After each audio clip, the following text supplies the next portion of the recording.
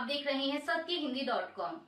एक नजर अब तक की सुर्खियों पर। कांग्रेस नेता जयराम रमेश ने बुधवार को दावा किया कि प्रधानमंत्री मोदी ने अचानक विभिन्न देशों की यात्रा पर सांसदों के बहुदलीय प्रतिनिधि मंडल भेजने का विचार किया ताकि उन कठिन सवालों से ध्यान हटाया जा सके जिनका जवाब देने के लिए उन्हें बुलाया जा रहा है, जबकि वैश्विक स्तर पर उनकी छवि खराब हो चुकी है। कांग्रेस महासचिव जयराम रमेश ने पूर्व प्रधानमंत्री राजीव गांधी की पुण्यतिथि पर उन्हें श्रद्धांजलि देने के लिए एक पोस्ट में यह टिप्पणी की। जयराम रमेश ने कहा कि 1950 के दशक से विभिन्न राजनीतिक दलों के सांसदों को हर अक्टूबर और नवंबर में न्यूयॉर्क में संयुक्त राष्ट्र में प्रतिनिधि मंडल के रूप में भेजा जाता रहा है और प्रधानमंत्री मोदी ने 2014 से इस परंपरा को बंद कर दिया। भारतीय लेखिका, वकील और कार्यकर्ता बानू मुश्ताक ने लघु कथा संकलन हार्ट लैम्प के लिए अंतर्राष्ट्रीय बुकर पुरस्कार जीतकर इतिहास रच दिया है। कन्नड़ भाषा में लिखी गई यह पहली किताब है जिसे यह प्रतिष्ठित पुरस्कार हासिल हुआ। हार्ट लैम्प की कहानियों का अंग्रेजी में अनुवाद दीपा भास्ती ने किया है। 1990 से 2023 के बीच मुश्ताक की लिखी 12 लघु कथाओं वाली किताब हार्ट लैम्प में दक्षिण भारत में मुस्लिम महिलाओं की मुश्किलों का बहुत मार्मिक चित्रण किया गया है। मुश्ताक को मिला पुरस्कार बहुत महत्वपूर्ण है क्योंकि यह सिर्फ उनके काम को ही रेखांकित नहीं करता बल्कि भारत की संपन्न क्षेत्रीय साहित्यिक परंपरा को भी दर्शाता है।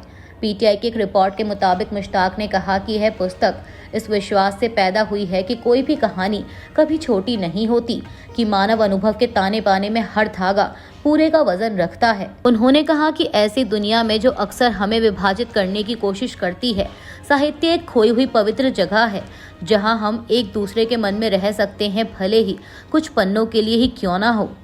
भारत ने संयुक्त राष्ट्र सुरक्षा परिषद को बताया कि वह समुद्री सुरक्षा और आतंकवाद का मुकाबला करने को अपनी राष्ट्रीय सुरक्षा और आर्थिक हितों के लिए केंद्रीय मानता है, क्योंकि वह हिंद प्रशांत क्षेत्र में नए खतरों और भू राजनीतिक बदलावों के जवाब में अपनी रणनीति विकसित करना जारी रखता है। भारत के संयुक्त राष्ट्र में स्थायी प्रतिनिधि राजदूत पर्वतनेनी हरीश ने मंगलवार को कहा कि लंबी तट रेखा, व्यापक समुद्री समुदाय और सक्षम समुद्री बलों के साथ भारत अपने हितों की रक्षा करने और उभरते खतरों से निपटने के लिए एक जिम्मेदार समुद्री शक्ति के रूप में अपनी भूमिका का सक्रिय रूप से पालन कर रहा है। दरअसल वे मई महीने के लिए परिषद की ग्रीस की अध्यक्षता के तहत ग्रीक प्रधानमंत्री किरियाकोस मित्सोताकिस की अध्यक्षता में अंतर्राष्ट्रीय शांति और सुरक्षा का रखरखाव, वैश्विक स्थिरता के लिए अंतर्राष्ट्रीय सहयोग के माध्यम से समुद्री सुरक्षा को मजबूत करना पर यूएनएससी की उच्च स्तरीय खुली बहस को संबोधित कर रहे थे।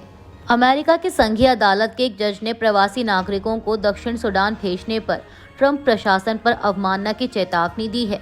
न्यायाधीश ब्रायन मर्फी ने कहा कि निष्कासन उनके पिछले महीने के आदेश का उल्लंघन है, जिसमें उन्होंने अमेरिकी सरकार पर प्रवासियों को सुनवाई का उचित अवसर दिए बिना ही तीसरे देशों में भेजने पर रोक लगा दी थी। न्यायाधीश मर्फी को दिए गए आवेदन में वकीलों ने कहा कि म्यांमार और वियतनाम के नागरिकों सहित 1 दर्जन लोगों को लेकर एक विमान मंगलवार को दक्षिण सूडान में उतरा था। दक्षिण सूडान विश्व के सबसे गरीब देशों में से एक है और हाल ही के सालों में संघर्ष और राजनीतिक अस्थिरता से ग्रस्त रहा है। अमेरिकी राष्ट्रपति डोनाल्ड ट्रंप ने रूस और यूक्रेन के बीच चल रहे युद्ध को रोकने के लिए वेटिकन की मध्यस्थता का सुझाव दिया है। इसका इटली ने भी समर्थन किया। इटली के प्रधानमंत्री जॉर्जिया मेलोनी के कार्यालय ने कहा है कि इटली यूक्रेन में संपर्क बनाने और शांति की दिशा में काम करने के लिए तैयार है और वह पोप के वेटिकन में वार्ता की मेजबानी की इच्छा को सकारात्मक रूप से देखता है।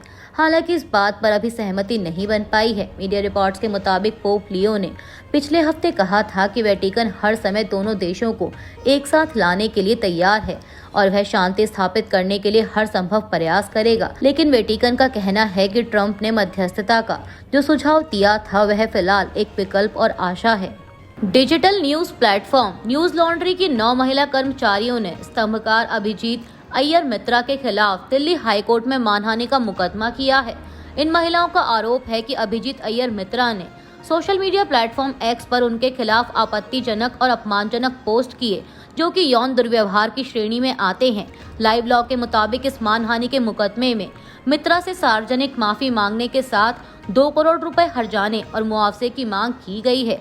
इसके साथ ही मित्रा के एक्स अकाउंट से आपत्तिजनक पोस्ट हटाने की भी मांग की गई है। मीडिया रिपोर्ट्स के मुताबिक इन महिला पत्रकारों में मनीषा पांडे, इशिता प्रदीप, सुहासिनी विश्वास, सुमेधा मित्तल, तीस्ता रॉय चौधरी, तस्नीम फातिमा, प्रिया जैन, जयश्री अरुणाचलम और प्रियाली ढींगरा शामिल हैं। न्यूज लॉन्ड्री भी इस मामले में मुकदमा दायर करने वालों में से एक है। पुलिस ने बताया कि भाजपा IT सेल के प्रमुख अमित मालविया और रिपब्लिक टीवी के प्रधान संपादक अर्नब गोस्वामी के खिलाफ कथित तौर पर गलत सूचना चलाने के आरोप में मंगलवार को FIR दर्ज की गई।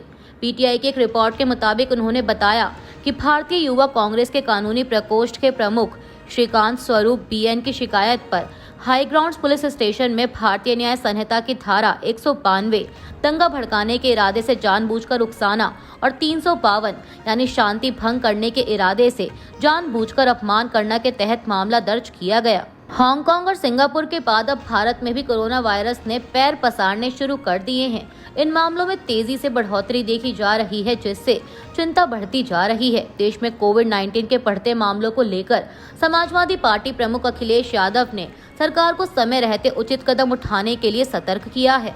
अखिलेश यादव ने कहा कि ऐसी बीमारियां अपना रूप बदलकर आती हैं, इसलिए सरकार को अपने स्वास्थ्य, चिकित्सा और सूचना तंत्र का सदुपयोग करना चाहिए ताकि लोगों में डर ना फैले। सपा अध्यक्ष ने सोशल मीडिया प्लेटफॉर्म X पर पोस्ट कर सरकार को कोविड-19 के खतरे से आगाह किया। उन्होंने लिखा कि खतरे की घंटी बजने से पहले कोरोना के नियंत्रण और रोकथाम के लिए सरकार को समय रहते चेतना होगा।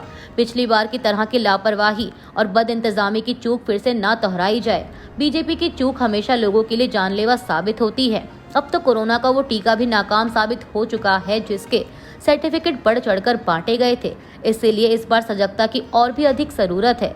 अखिलेश ने आगे लिखा कि हम सबको, जनता को ये समझाना है कि कोरोना के हालात हालांकि अभी बेहद गंभीर नहीं हैं, फिर भी इसके प्रति उपेक्षा ना बरती जाए, क्योंकि ऐसी बीमारियां रूप बदलकर आती हैं। अतः सरकार अपने स्वास्थ्य, चिकित्सा और सूचना तंत्र का सदुपयोग करे और जनता में कोरोना का भय ना फैलने दे।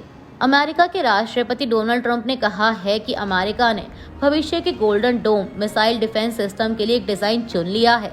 साथ ही उन्होंने ये भी कहा कि यह सिस्टम उनके कार्यकाल के आखिर तक चालू हो जाएगा। मीडिया रिपोर्ट्स के मुताबिक जनवरी में व्हाइट हाउस लौटने के कुछ ही दिनों बाद ट्रंप ने इस सिस्टम को लेकर अपनी योजनाएं सामने रखी थी। गोल्डन डोम का मकसद अमेरिका पर होने वाले हवाई हमलों के खतरे से निपटना है। ये सुरक्षा प्रणाली बैलिस्टिक और क्रूज मिसाइलों से भी लड़ पाएगी।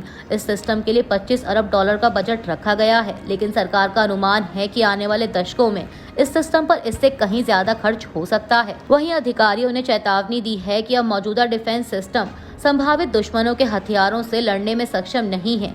यह सिस्टम आंशिक रूप से इसराइल के आयरन डोम से प्रेरित है, जिसका उपयोग देश 2011 से रॉकेट और मिसाइलों को रोकने के लिए करता आ रहा है। ब्रिटेन के विदेश मंत्री डेविड लैमी ने कहा है कि ब्रिटेन ने इस्राएली सरकार के साथ नए मुक्त व्यापार समझौते पर होने वाली वार्ता रोक दी है। उन्होंने यह बयान ब्रिटेन के हाउस ऑफ कॉमन्स में गजा की बिगड़ती मानवीय स्थिति पर ब्रिटेन सरकार की प्रतिक्रिया बताते हुए दिया। उन्होंने कहा कि हमने इस्राएली सरकार के साथ नए मुक्त व्यापार पर वार्ता को निलंबित कर दिया है। हम 2030 तक के आपसी सहयोग के रोड मैप की भी अब दोबारा समीक्षा करेंगे। नेतन्याहू सरकार की कार्रवाइयों ने हमें ये कदम उठाने के लिए मजबूर किया है। डेविड लैमी ने गजा के हालातों पर चिंता जताते हुए कहा कि गजा के लोग भुखमरी की कगार पर हैं और वहां मानवीय संकट बढ़ता जा रहा है। उन्होंने आगे कहा कि जो इस्राएली लोग अभी भी हमास के कब्जे में हैं, उनकी जिंदगी भी गंभीर खतरे में है, क्योंकि चारों तरफ लड़ाई जारी है। अभी के लिए बस इतना ही। बाकी की खबरों के लिए जुड़े रहिए सत्यहिंदी.com के साथ। Copyright disclaimer under Section 107 of the Copyright Act 1976. Allowance is made for fair use for purposes such as criticism, comment, news reporting, scholarship, and research. Fair use is a use permitted by copyright statute that might otherwise be infringing.